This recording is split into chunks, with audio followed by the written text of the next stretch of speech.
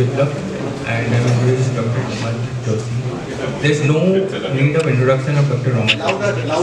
There's no need of introduction of Dr. Rama Joshi. He's a very famous oncologist and robotic surgeon and for his Basanganj, as well as his work experience from BLK Super Specialty, RTPs and Dharamsila Hospital also. And he is a professional membership of founder of Vice President Association of Gynae Robotic Surgeons of India, Association of Gynecological Oncologists of India, President Association of Gynecological Oncologists of India 2016-17, and he is a President elect of AGOY in 2015-16, Honorable Secretary General AGOY, Indian Society of Oncology, Indian Medical Association, Federation of Obstetric and Gynecologists of India, FOGSI, International Gynecological Council, so on. So today's topic is recent advances in the management of gynecological cancer, and we are very eager to hear you, ma'am, regarding the recent advances of gynecological cancer. And it is a very vast subject to go into the gynecological cancers, and you know that it is a very highly recommended, and you all eager to know about these recent advances in gynecological cancer. It's a high incidence rate in India also right now. Ovarian cancer is 6.41% in 1 lakh population. Cervical cancer is 6 to 29% in the overall gynecological cancers, and endometrial cancer is also very high in India. So it's a very huge and vast subject, and we are eager to hear you, ma'am, regarding all the aspects and the advanced management of gynecological cancer. Thank you, and the mic is to you, ma'am. Thank you so much for the kind introduction. Dr. Chauhan, respected all the members of this forum, and all my dear colleagues. At the outset, I would like to just express, really sincerely express my thanks to all of you, and especially Dr. Chauhan, for giving me the opportunity of meeting you all in person. And I absolutely agree that this forum is very different from that of the other forums. The kind of the bonding, the kind of the love, and the you can say personal vibrations which I could really feel, these are really great, and I treasure them and I take as that of one of my memory. So I think the topic as such, advancement in management of gynecological cancers. I have prepared it a very small, you can say, the glimpse so far as the practical understanding of where do we stand today and how we are changing the practice over the period of number of years, with the strong evidence to suggest that how we can offer good quality of life to these women. I hope you all understand that once we diagnosed a cancer, and that too in a woman, that is a gynecological cancer, I think we are most of the time very much concerned about that what is going to happen. Should she get the surgery? Should she go for chemotherapy or radiation therapy? Or is it the situation which is really not in the control? So over the period of number of years, what basically the experience is that in majority of these cancers, especially the gynecological cancers, I would say, it's very much concerned whenever we are dealing with these cancers, and especially in the younger patient. We always had this question in our mind, can we extend any kind of fertility preservation for these women? That is the biggest question, but of course not at the cost of the survival. So how to make a balance between the good survival with that of the good quality of life? We have become wiser over the period of number of years, starting from the very extensive surgeries and then coming down to that of the optimal extent. What is optimal? Not doing very extensive surgeries unnecessarily, which is not going to do any good survival benefit to these women, so that we have to optimize the type of extent of the surgery. And also we have become wiser in selecting the mode of the surgery, whether it is going to be minimally invasive, because I think we all have experienced a lot. And if I just give you an example, the majority of the uterine cancers, I think all of you know, all of you understand, and all of you must have also been coming across that these are diabetic, these are hypertensive, these are obese women. And I remember my days when we used to do the extensive surgery on these women, where the incision used to be from the suprapubic to that of the epiphyseal. And this is just because that we have to go for the proper surgical staging, means even if it is a uterus confined disease, we have to see what is the extent in which we get the spread of the disease in terms of the microscopic metastasis to that of the lymph nodes. So we have to address the retroperitoneal lymph nodes as well. So I think the evidence is very strong, and it is level 1 to suggest that yes, we can offer them the good survival along with that of the good quality of life. And it was the LAB-2 trial initially which has really given us the answer that the survival remains the same, but the perioperative morbidity of the minimal access laparoscopic surgery in endometrial cancer reduces the perioperative morbidity significantly. So we have become wiser. But I think I just want to share with you that despite of the laparoscopy LAB-2 trial, I think not many gynae oncologists across the globe could really opt for the laparoscopic surgery for these patients. And once the robot-assisted surgery was introduced and was being practiced, I think over the number of just say 4 years, the practice totally changed. They opted for the robotic surgery in a bigger way so that the usage could be increased from say about 6% to 80% over the period of 4 years. This itself suggests that in robot-assisted surgery, it is the precision, it is the satisfaction, and the kind of the extent the surgeon really wish to go in performing the procedures is very, very precise. Minimum blood loss. Our patients, they leave the hospital the very next day, maybe by the evening, in majority of the cases.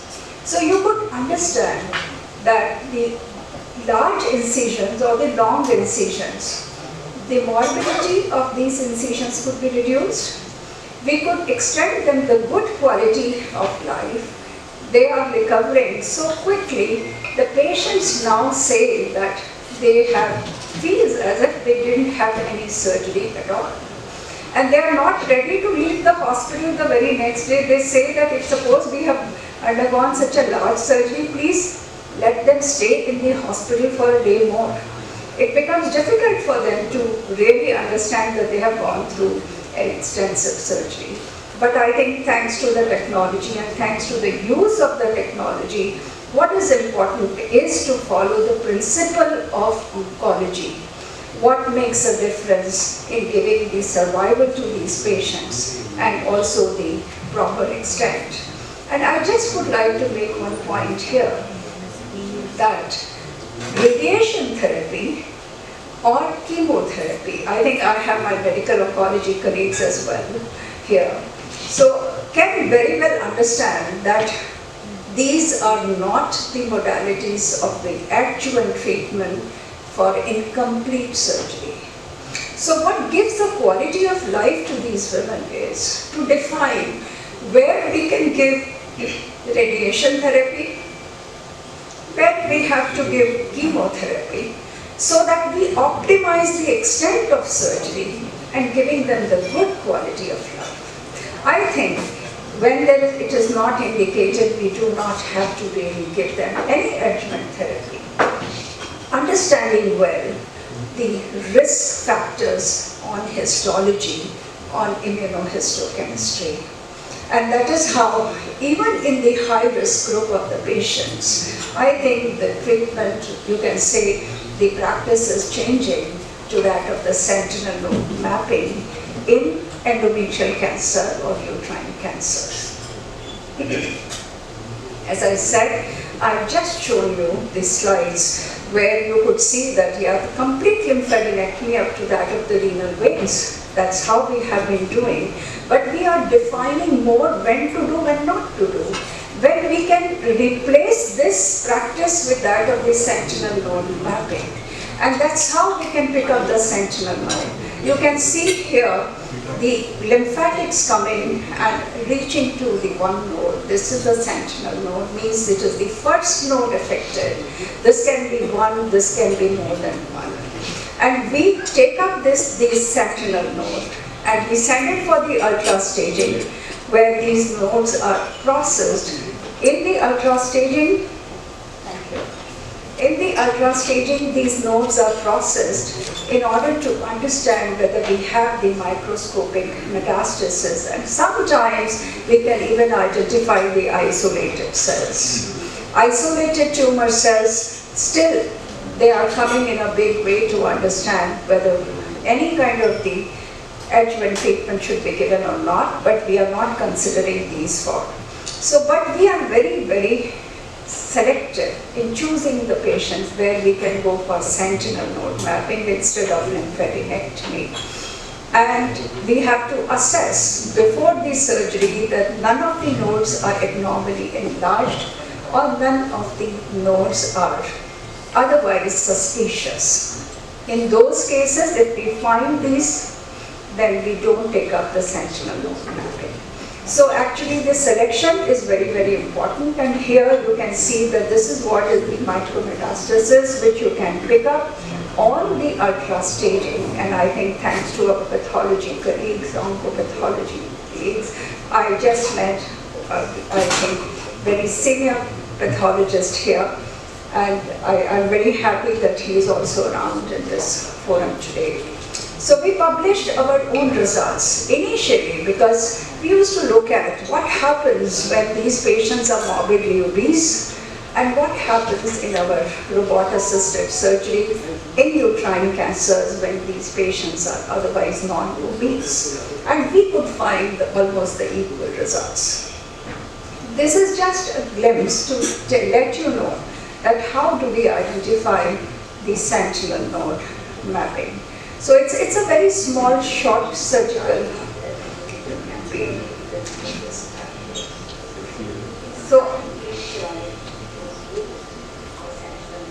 So we are using this indocyanine green dye, and we are injecting this at 3 and 6 o'clock position. And that's how we basically are injecting about, say, 0.5. So these are the specific, that is the ICG dye, indocyanine green dye. This is the firefly mode which is there in the intuitive, you can say, the robot. We can identify, but how to identify, how to actually confirm that yes, this is what is the sentinel node. This is going to be the retroperitoneal approach. You can see the movements of the arms or the instruments very precisely as we are taking up. Here you can see the ureter. And this is what is the lymphatic, which is drained to the node, which is there in the obturator region. So we can pick it up, we can excise this, and we have to save it separately for the ultra staging. And that's how we make the small bags, and then we label it maybe using the clip so that we understand and know that how beautifully we can really save it. And that's how we have to also identify that, of course, the ICG on the other side also. So this is what is the anatomy after the complete node dissection. This was initially, we had done our 100 cases. Then we could see that what is the sensitivity of the sentinel node. And the sensitivity in our own practice was 98.6%. And this was at par with any of the international standards. We discussed each and every case in the gynae oncology, dedicated gynae oncology tumor board, which we have there in FMRI, and now in Vasant Kunj. And that's how we have developed this department, and we have initiated this department in Fortis Vasant Kunj, where we have started our dedicated tumor board as well. So understanding that how we can give the quality of life to these patients by reducing the perioperative morbidity, how precisely we can pick up the disease microscopically. And on the other side, we are facing with the problem of advanced ovarian cancer. I think you will all understand, and you can really rather feel that majority of the ovarian cancer patients are coming to us in advanced stage of the disease when they already have the ascites. There is already peritoneal spread of the disease. And it becomes a big challenge for us how to really give them good in terms of survival as well as the quality. That's a big question. Majority of the patients, more than 75 to 80%, I must say, are presenting in advanced stage of the disease when the disease is already spread from the ovarian surface to that of peritoneal surface. And that becomes a challenge. So HIPAC is one of the modality which is likely to control the peritoneal disease. And that is how we are now actually practicing in selected patients where the disease is limited to that of the peritoneal surfaces, to give HIPAC after achieving the complete surgical site reduction. What happens when we do the surgery? Of course, there are cells which are spread into the peritoneal cavity. And that is how this is the microscopic tumor or the tumor cells. This theory suggests that yes, before they are being implanted within the peritoneal cavity itself, they are treated with the hyperthermia and the chemotherapy, both. So we are giving this hyperthermic chemotherapy onto the peritoneal surface itself. This is what the rather addressing the tumor cell entrapment hypothesis. And that's how we are looking into choosing the drug which is definitely not the cell cycle specific. And that is how we are doing HIPAC. This you can see in this picture. After complete surgical site reduction, we have done complete peritoneectomy and we have removed all the disease around and maybe the part of the liver disease itself. This is the scenario which we achieve maybe after giving 8 to 10 hours or sometimes even 12 hours of the surgery. It's a very, very dedicated branch. And that's how we achieve this R0 and then we give the HIPAC. And this is how the HIPAC is being delivered. This is, in this photograph, you are able to see that this is where the HIPAC machine is. That tells us in all the 4 quadrants, the temperature is about 41 to 42 degrees centigrades, along with that of the chemotherapy. Usually it depends on the histology what chemotherapy we are using, but that's how basically we are looking at that how best we can address this disease. This has shown the overall advantage of about say 11 months. So we are trying to find out how best we can do and how nicely we can really pick it up so far as the HIPAC is concerned. But now with the use of the minimal access robot assisted surgery, in very selected group of the patients, we can go after the interval robotic surgical site reduction to have the closed HIPAC. This is what you are seeing. So very long incisions have been converted again into the small, and that's how we are getting the closed HIPAC in these particular group of patients. The recent trials ongoing, like the MIRRORS trial, is basically going to address us when we should be going for the minimal access cytoreductive surgery using the robotic platform. In which cases, I think we have to still await the level 1 evidence for that. So I think we are limiting so far as the ovarian cancer in a very, very selected group.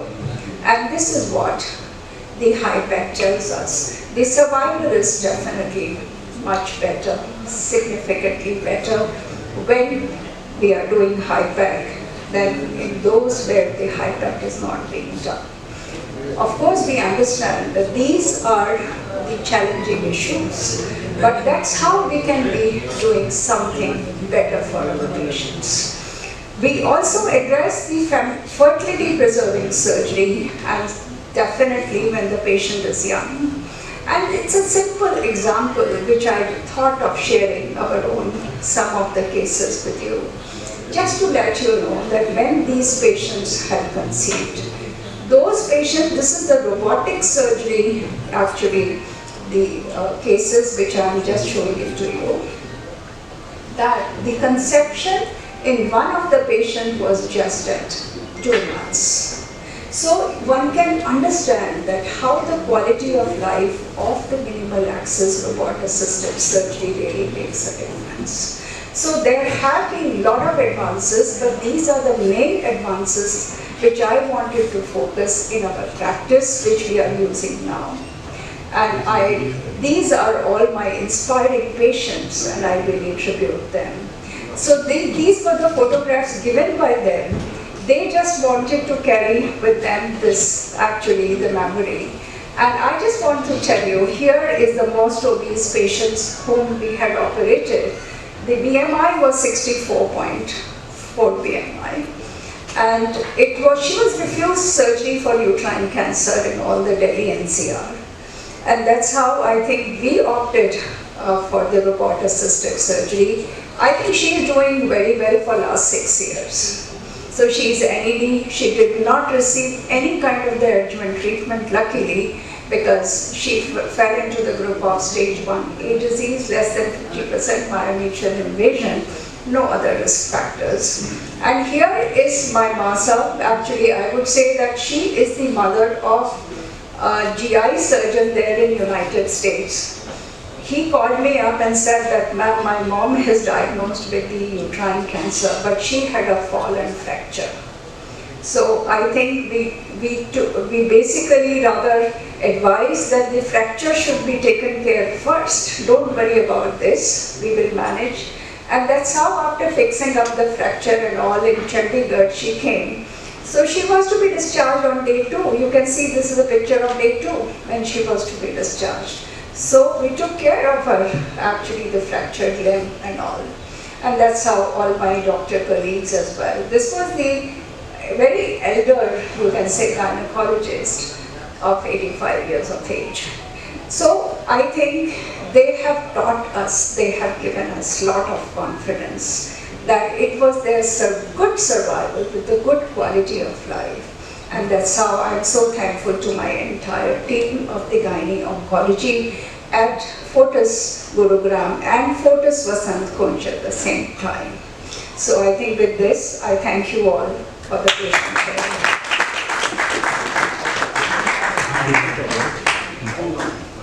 Light जला दे ma'am, you come here. You can be here. So we had a wonderful presentation by ma'am.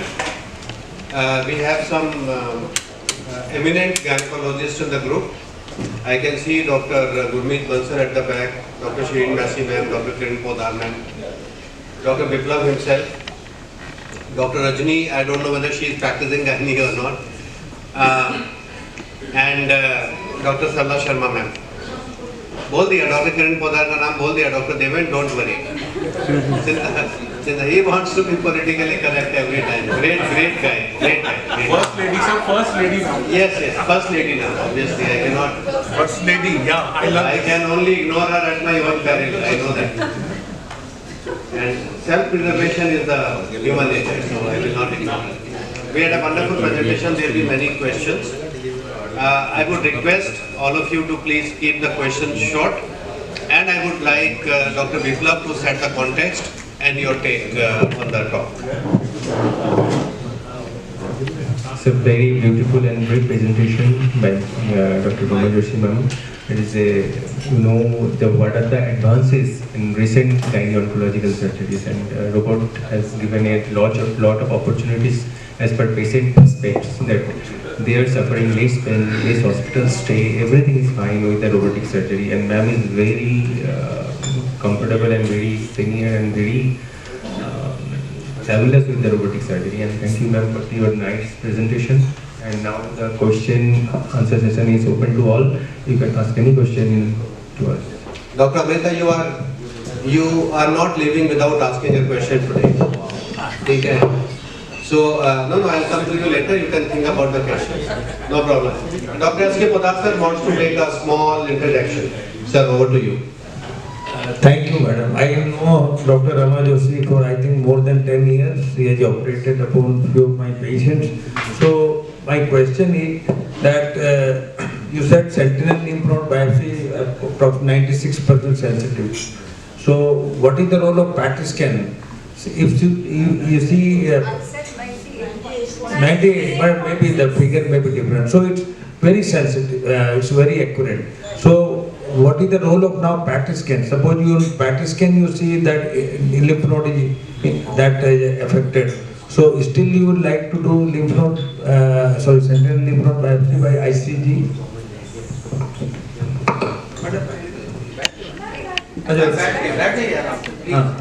Be comfortable.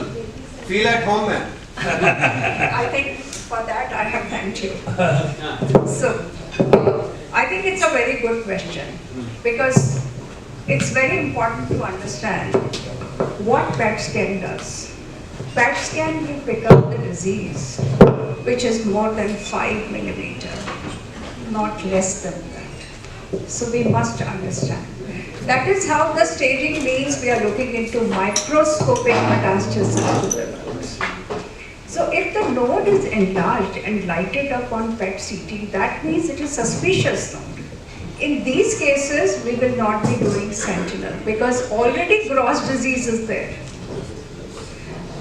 When there is no gross disease on PET CT, the disease is confined to the uterus, then we will do sentinel. If we would have not have done sentinel node, then as per the guidelines, we are supposed to go for the lymphadenectomy totally. So that's how sentinel node is changing the scenario in the management. And of course, it's coming up, rather we have changed our practice in Fortis to the sentinel node map. But after the prospective study, as I had shown, in 100 cases, then only we can do that. Because we can't do that. I am starting the practice today and I do sentinel node because it also has got a learning curve. So the institute has got their own results to say that yes, their experience is enough in sentinel node. In these situations, that's how we define these are the cases that will be taken up on sentinel. So it's almost like stage 1 breast cancer, where instead of doing radical mastectomy, we will do sentinel lymph node biopsy, and if there no lymph nodes involved, we can spare the lymphadenectomy, which is I think a big morbid condition after lymphedema after axillary lymphadenectomy. So you can leave axillary lymphadenectomy if there is no lymph node involved on sentinel lymph node biopsy, like similar to that. Absolutely correct. So that's how we are defining microscopic. So microscopic nodal metastasis will increase the stage to stage 3. What we were thinking that uterine malignancy of stage 1, now it is stage 3. Now these are the patients where we will consider chemotherapy as well. So that is how the treatment line will change. My last question, HIPEC, does it increase, is it effective due to heat, or does it increase effectivity of chemotherapy? You said HIPEC is usually used with chemotherapy?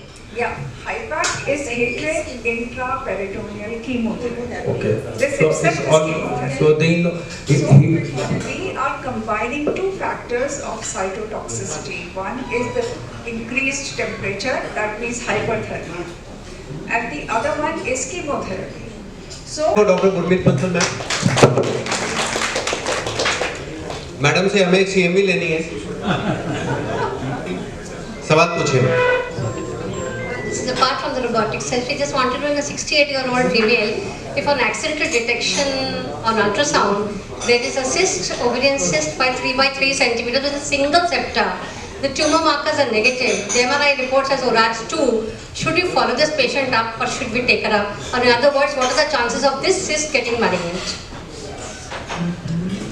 I think 68 years means it is postmenopausal. Yes, postmenopausal 50 In years. postmenopausal age group, until and unless the histology is defined, please always take with the suspicion of malignancy. Sometimes the ovarian lesion can be very small, but they may have associated peritoneal carcinomatosis. That is another lesion.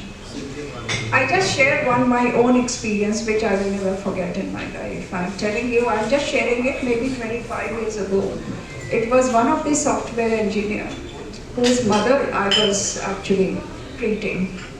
And it was a 5 centimeter clear cyst, not septated. I thought that I had taken out the cyst, I've taken out naturally everything, sent it for frozen section.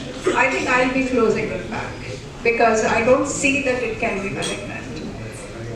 The report was malignant. So I think until unless proved otherwise on histology, on frozen section, in postmenopausal, please, within the inverted commas, it can be malignant. Thank you. Doctor Rajni Chakraborty ma'am. Do you recommend closed HIPEC as part of palliative treatment? We saw peritoneal metastasis is there, so post-op you are doing because spillage would be there. But in a case where besides peritoneal, say it is stage 4, is where we want to give chemo, is closed HIPEC recommended for that? HIPEC is the procedure which is done after surgery. Only after surgery. Only when you have removed all the tumor. What is remaining is microscopic, less than 2.5, that is CC1 disease. That's how we define it as. Beyond that, if suppose we do when it is 5 millimeter or even more than that, then it is not that effective. But what you are mentioning about is already stage 4 disease. So we have another modality working on the same principle, that is pipe pack. Okay, so we are giving, that is the pressurized intraperitoneal aerosols. So there is a capital pen with which the chemotherapy is delivered under pressure. And that actually acts on all the peritoneal surfaces. And this is done at regular intervals to reduce the ascites, to reduce the disease burden. And that is palliative, but to make the patient comparatively symptom-free. But it is also looking into the number of trials now, that those patients where we find this kind of the bulky disease, we cannot do cytoreduction. So we go for pipe pack, reduce the bulk, and then take them off for cytoreduction, along with chemotherapy, IV chemotherapy, I think. Medical oncologist is also around. Yeah. Yes, we are doing PIPAC also in very selected cases. Yeah, we are doing PIPAC, but we select PIPAC, we select our patients when we can do it. Hello, very nice presentation, ma'am. What are the contraindication of robotic surgery in gynecological cancer? I think in gynecological cancer, when we discuss, I think let's take up the most actually indicated, you can say, most common indication, that is endometrial cancer. In endometrial cancer or any gynecological cancer, we have peritoneal disease. We usually select finally that this patient has to go for robot-assisted surgery. Before that, we go for laparoscopic evaluation and all. If we find that there is any peritoneal surface disease anywhere, like we have taken up a patient who is having the uterus confined endometrial cancer. But when we put the scope and we find that there is a disease on the peritoneal surface, we just abandon the procedure, we go for open. So I think it's a very important contraindication. Even if you have planned the patient for robot-assisted surgery, one should not be going ahead. So we already counsel them that if we find any abnormal disease, we are going to go for open. We never say that we will do only robotic surgery. No, we cannot do based on the principle. If uterine size is too big, suppose 14 weeks, 18 weeks size, can you perform robotic surgery?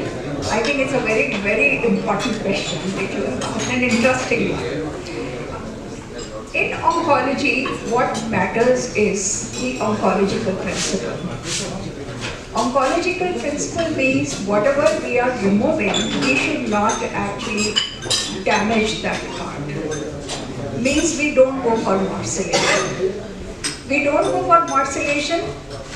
Morcellation gives rise to spread of the disease, spread of the tumor, even if it is sarcoma. I mean, there will be microemboli around, and the patient's situation is worse. And I must tell you that I have a lot of experience of this, because any morcellation is going to give worst situation to the patient, which patient can ever encounter. One is this. So what we do, if there is no surface disease and the uterine size is big, maybe with the associated fibroid, maybe with the associated conditions like adenomyosis or whatever. So in these situations, we do complete robot-assisted surgery, right? And after that, based on our experience, up to some size, we can deliver them vaginally, but we select them very properly by modifying the vaginal incision. We don't take up a simple, you can say, the vaginal onyx, but we extend it onto the anterior vaginal so that it's much wider. And we remove the specimen in the back so that there is no space anywhere. But if the size we don't think that we can remove it, we give suprapubic incision and we remove it in the back. So that's how we can modify it. Basically, So much. size does not matter. What matters is how to you use the specimen. Basically, that's the very important thing for oncology.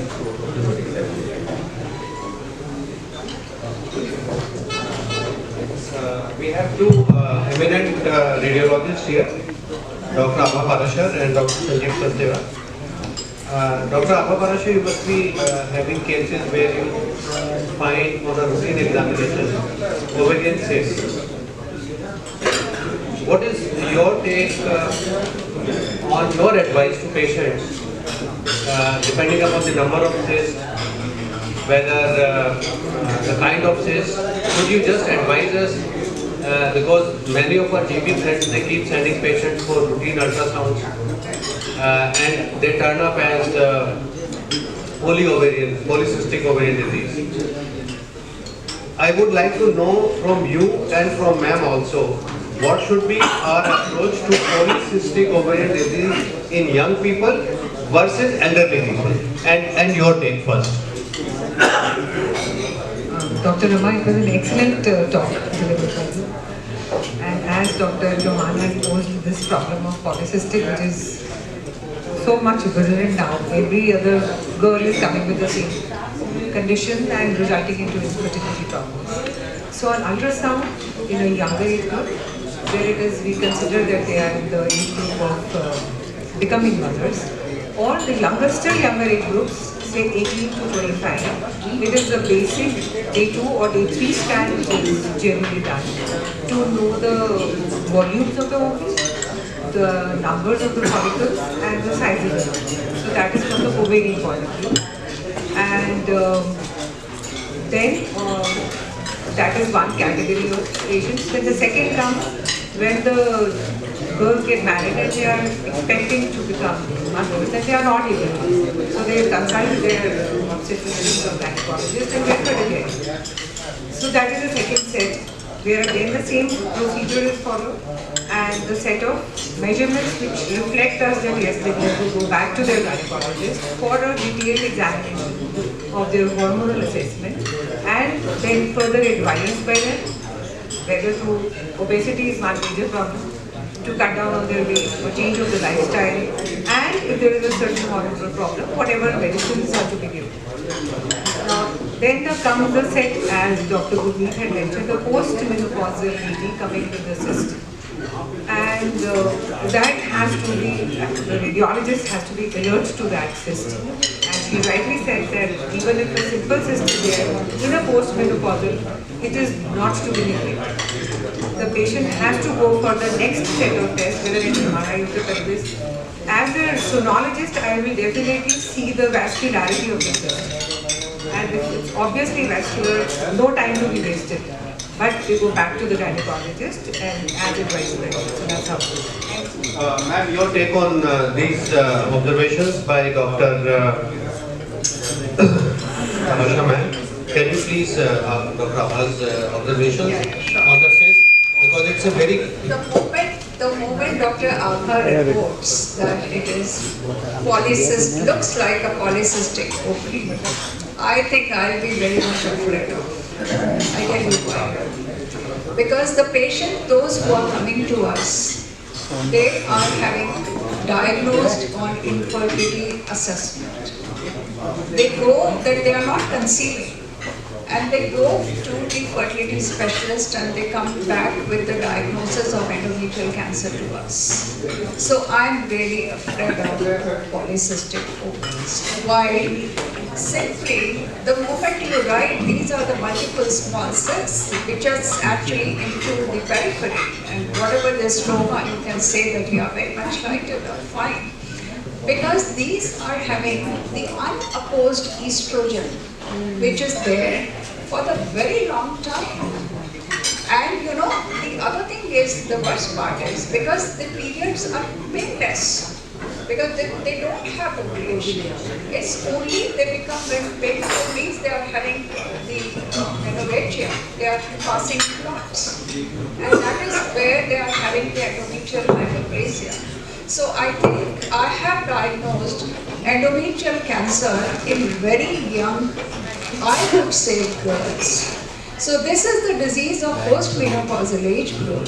I think in last year I have diagnosed 3 young girls in 20s, 27, 28, and I think one was 22 years. That was my youngest patient whom I had seen with endometrial cancer. We have been able to save the fertility in 1 out of the 3. And she is going to go for the surrogacy. She has gone for surrogacy. And we gave her, she could go for the ovum, you can say transfer. It was the endometrial, it was the embryo of her own, that means biological baby. And that baby is going to deliver this month. So I had the follow-up of this patient, and that's how we are able to give them the quality. They are in their tears when they come to us, that they got married 1 year ago or 1.5 years ago, and that's how they are being diagnosed. So ma'am, I think your diagnosis makes a lot of difference, and I understand why writing PCO, I think it's a great diagnosis. Nice. Ma'am, I would like to now ask both Dr. Abha and you, ma'am. Once Dr. Abha diagnoses the case as polycystic ovarian, I'm sure you would like to follow up this patient. So how regularly, at what intervals would you recommend a follow-up of a scan, and then at what percentage of increase of the cyst would we be alarmed, or would you tell your patient, now better submit yourself for a laparoscopic examination or an invasive examination? I would like to ask you, and then I would like to ask Dr. Abha. Okay. So I think in this, most of the time, when they are treated, I think the polycystic ovaries disappear. Okay. These cysts will disappear. If suppose any of the cyst is enlarged, it becomes little more septated and complex. That means it is not a part of the PCO at all. What interval do you follow up this patient? So I think most of the time PCO patients do not present to us directly. Most of the time they are going to all our colleagues, right? Yeah, to the radiologist and the gynecologist, right? So I think we get to know that whenever we are there, of course the 6 months you can say the follow-up is good enough. 6 months. 6 month follow-up. And what percentile increase? I think. What is the increase in the cyst that should alarm us? Is there a figure that you would like to tell us? The volume of the ovaries on the day 2 or 3 scan, if it is more than 7 cc, if the follicles are more than 12, and if the stroma is epidemic, and if this increases at say 3 months or 6 months interval without any intervention, without any medication, then that should alarm us. Basically, most of the PCOD patients are giving hormones. That's why they are not properly diagnosed as endometrial carcinoma. They are giving hormones and suppressing the estrogen, high estrogen level. Ma'am, you mentioned about a young case of yours being diagnosed as endometrial carcinoma. On routine ultrasounds when we order, I'm sure you always mention kindly tell me the endometrial thickness. I would like to know from you, does this endometrial thickness vary less than 20 years, 20 to 40 years and postmenopausal? And what is the figure that you should keep in mind as a physician when I order an ultrasound, send it to Dr. Abha, and then the patient comes back to me? I only look at the liver, fatty liver or not, because it is where I am going to make money. I do not worry about endometrial thickness. Kindly advise us about the figure of endometrial thickness that we must be worried and we must monitor. Thank you so much for the wonderful question, because this actually matters to all of us. Even if you are a physician, you are looking at the scan and you see how much is the thickness. Any postmenopausal woman who is coming to you and you are going for ultrasound, always ask for endometrial thickness. Then I think Abha madam will definitely give the endometrial thickness to you. And if it is more than 4 millimeters, more than 4 millimeters, more than 4 millimeters in postmenopausal age group, please take it with this suspicion. She may not have any spotting, any other symptom, and I must say that based on the, you can say, the Women Health Program, our 20% of endometrial cancers are diagnosed only on the endometrial thickness. So I think it's very, very important, even when the patient doesn't have any other symptoms. Thank you very much. If they are young patients, in younger age group, it's very important for us to see when to order the ultrasound. If suppose you order the ultrasound just after the periods, means the endometrium is already shut off. Even if you ask for the endometrial thickness, that will not be correct actually presentation of what you would have been otherwise. So always order premenstrual ultrasound, on premenstrual ultrasound, the endometrial thickness.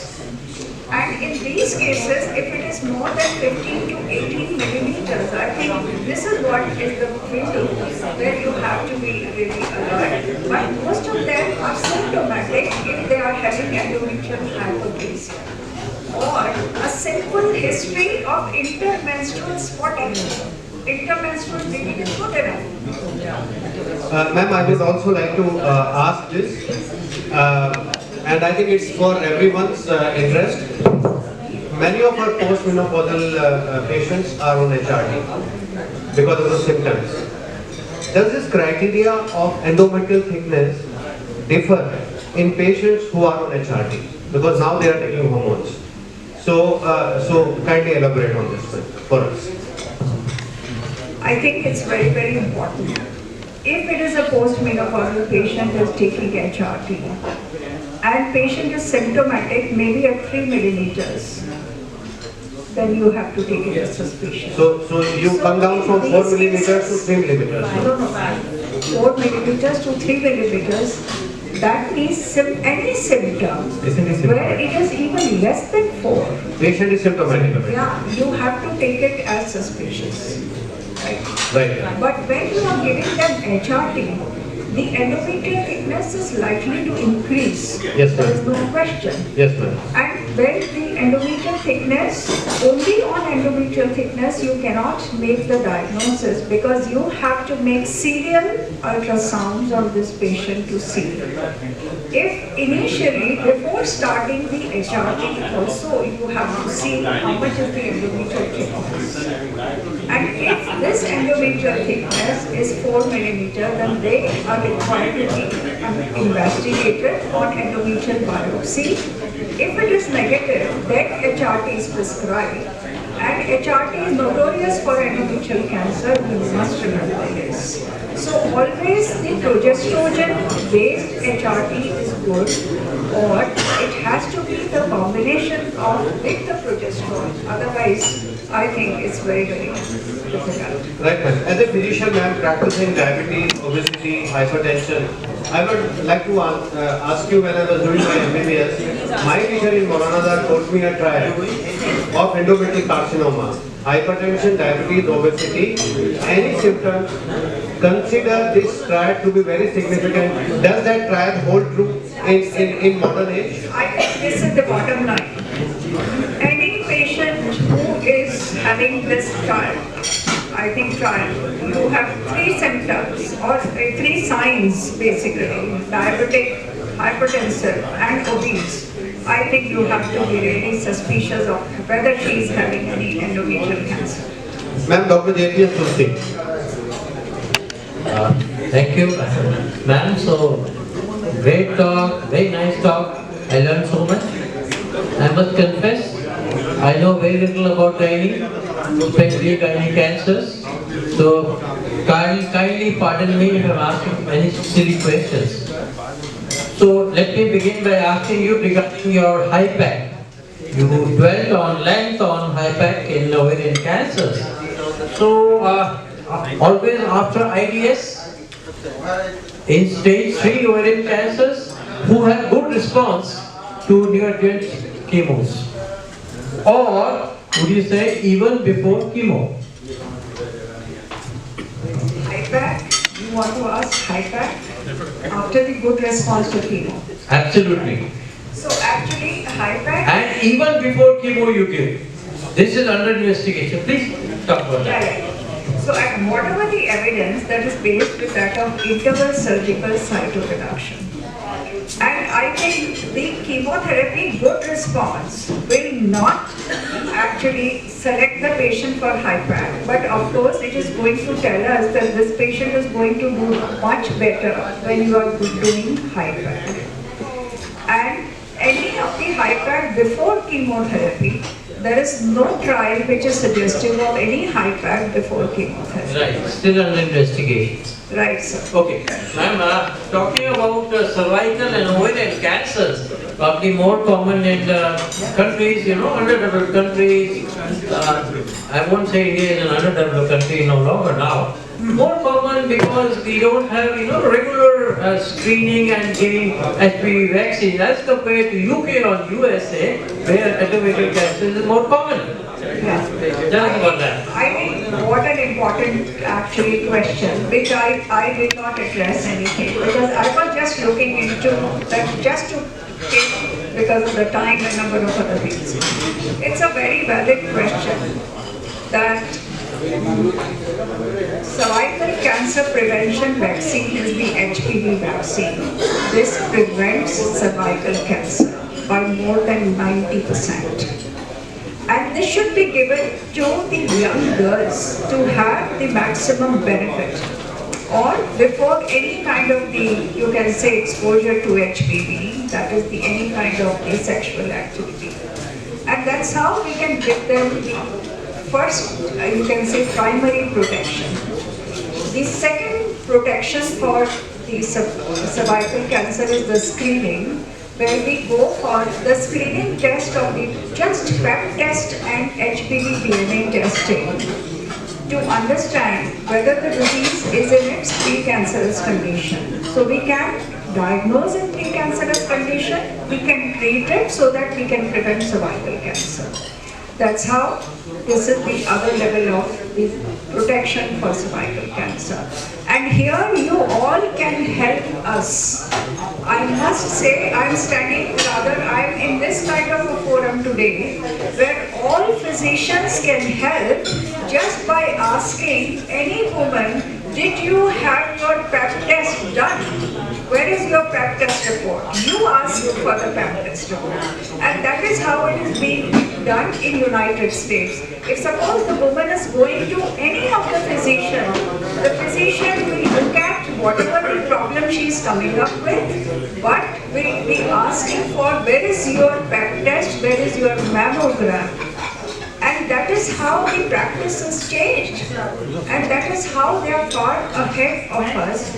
But I think we are now also in this kind of a situation where I think Prime Minister Modi ji has really done a very, very great job by rather announcing the free vaccine to the young girls of this country. And this is going to be implemented soon. And this will be a major step towards the prevention of cervical cancer in this country.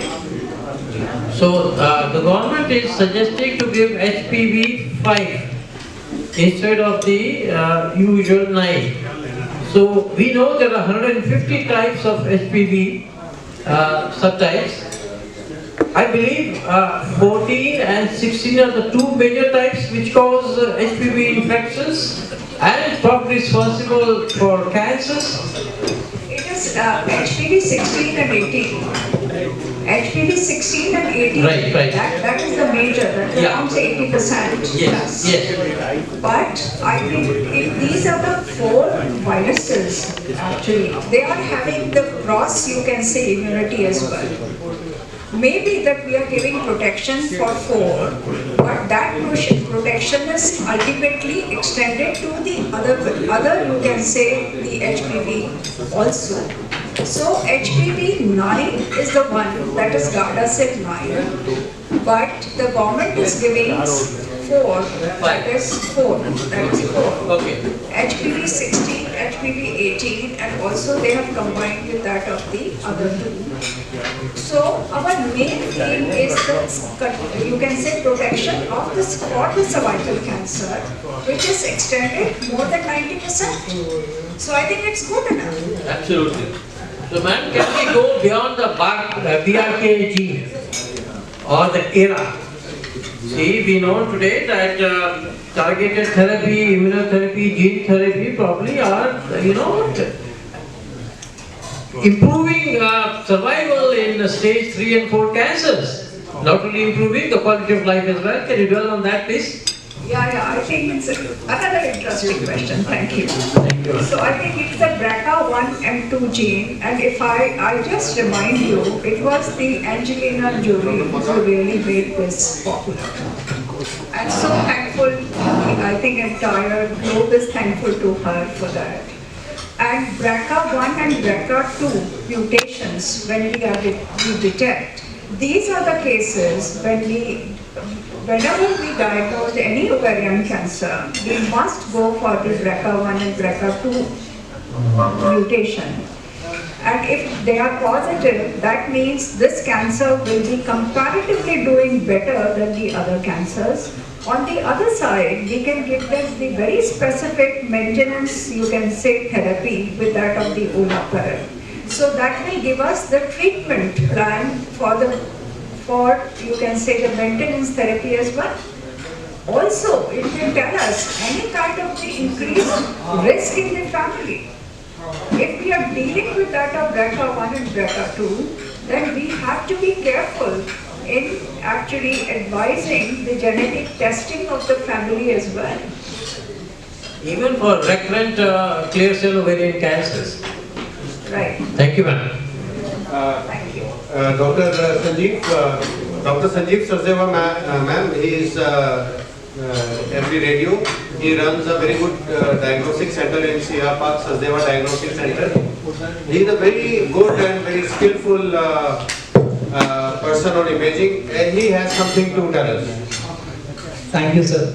Ma'am, I'd like to take an opportunity, like requesting everyone through you, like all the physicians who write an ultrasound of pelvis in any patient who can. In all the patients.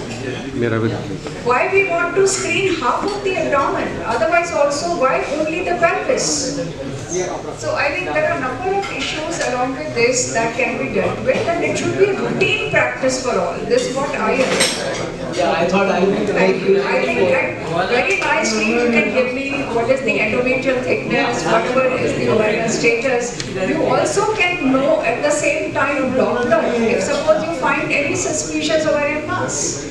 Doppler, we can do a 3D Doppler also you can do it. We can do a 3D also. Yeah, 3D also. We can Absolutely. polyp, we always do a 3D and give it along with. Absolutely, sir. I very much agree. Dr. Akash Kesari has a question, ma'am. Thank you, ma'am, for a wonderful presentation. Ma'am, my question is related to overweight and obesity. So you have mentioned that you are having young patients, 22, 23, presenting with endometrial cancer. I am just curious to know, were those ladies also overweight or obese? And in your clinical experience, what do you feel is the correlation between higher BMI and body fat and the symptoms of PCOS, endometriosis? Do you think there is a beneficial effect for reducing the weight in terms of these symptoms and possibly the incidence of endometrial cancer?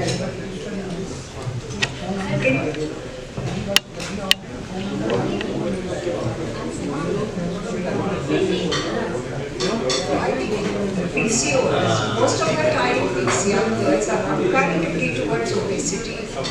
We can't say that they are really morbidly obese. All girls are not morbidly obese. So some of the girls are having morbidly obesity. I can say some obesity, comparatively higher BMI, but we can't call them as morbidly obese. And it is the lifestyle which definitely makes a difference, and the diet and the lifestyle, and also the physical exercises, whatever we are suggesting them to reduce the weight. And that is the number one, you can say, suggestion for PCOS. Ma'am, the final comment from Dr. Kiran, and then we are going to have a group photograph. Just wanted to know about HPV vaccine. Would you like to recommend Cervavac vaccine from Serum Institute? Sometimes patient come समझ में नहीं आता कौन सा बताएं. Yeah, I think you are very right. First of all, it is our indigenous vaccine. We have is the Cervavac.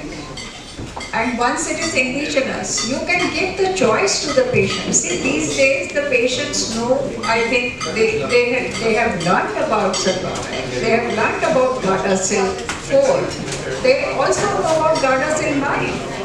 And it is the price difference, which is very significant. Going for 10,000 injection, 11,000 injection on the other side, and it was just 2,000 rupees. So I think you can give them the choice. But what is important is for us to be confident that yes, they all are good. It should not be that none of them is inferior. We can't call any of them is inferior. There is some, you can say, Gardasil 9 will have some better coverage, but overall effectivity is the same. Ma'am, thank you very much. I think we had a wonderful presentation and a wonderful deliberation with question answer session. I think the last minute to Dr. Biplab, our wonderful moderator, what is the carry-home message for everybody? This is the carry-home message. The screening is very important for any kind of endometrial or cervical cancer. It can prevent any kind of advanced diseases. So there are so many screening options that are available. You should aware about the screening options. And if you are going with this screening, you can save so many lives. And this is very important for our taking message. You should screen for any kind of screening, especially for this kind of endometrial cancers. And there are very advancements right now. Thank you, Dr. Biplav. Thank you, Dr. Ramajoshi ma'am. I would request Dr. Ramajoshi ma'am and Dr. Biplav. Dr. Ramajoshi ma'am wants to make an observation comment for. I'm sure she has some good words for all of you. I think it was really privileged to be here. A kind of the